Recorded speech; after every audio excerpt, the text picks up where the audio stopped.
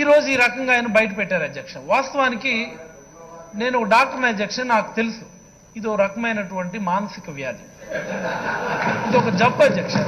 It's a medical emergency, it's a medical emergency. మీరు దయచేసి ఈ శాసనసభ ఆవరణలో ఉన్నటువంటి డాక్టర్ని పిలిపించి ముందుగా ఆయనకి పరీక్షలు చేయించి హాస్పిటల్లో జాయిన్ చేయించి జబ్బు నయమైన తర్వాత మళ్ళీ ఈ అసెంబ్లీకి తీసుకొని వస్తే ఈ అసెంబ్లీలో ఉన్నటువంటి శాసనసభ్యులందరికీ మంచిదని, ఇకనైనా ఆయన 40 సంవత్సరాల అనుభవం అన్నారు, చాలు ఆయన సేవలు చాలు ఈ రాష్ట్రానికి, రెస్ట్ తీసుకోమనండి. నిన్న కూడా ఆయన ఒక మాట అన్నారు అధ్యక్ష, ఇదే ఉండండి అధ్యక్ష, ఇది మీరు వినాలి. మరొక 6-7 నెలల్లో మీరు చాలా చూస్తారని ఒక మాట అన్నారు అధ్యక్ష. నాకు భయం వేసింది అధ్యక్ష. ఏంటంటే ఒకసారి ఆయన పార్లమెంట్కి వెళ్ళినప్పుడు వంగున్నారు ఆయన, మొన్న అమరావతి వెళ్ళినప్పుడు పడుకున్నారు ఆయన, నిన్ననేమో దండేసుకొని ఉన్నారు అధ్యక్ష. ఈ 3 విషయాలు మీరు గమనిస్తే ఒక 6-7 నెలల తర్వాత ఆయన ఒక వార్నింగ్ ఇచ్చాడు, ఆయన ఇంకా చూస్తారు, 6-7 నెలల తర్వాత చాలా నటనుంది అన్నారు అధ్యక్ష. నాకైతే భయం వేస్తా ఉంది అధ్యక్ష.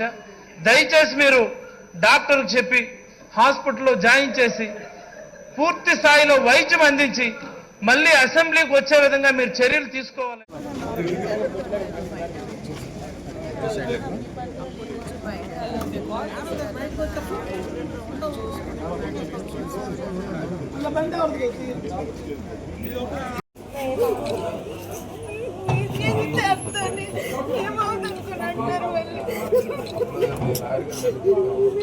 నమ్మకమే పోతుంది అసలు.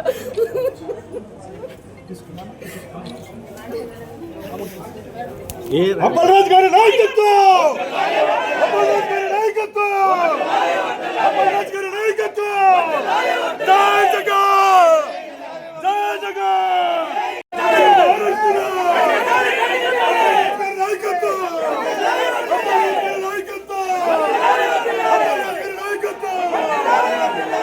అక్రమ అరెస్టులు,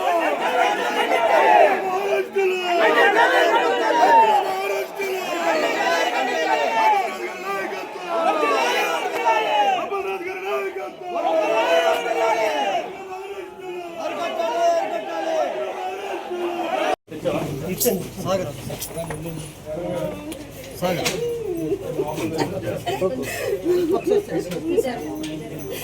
మేడం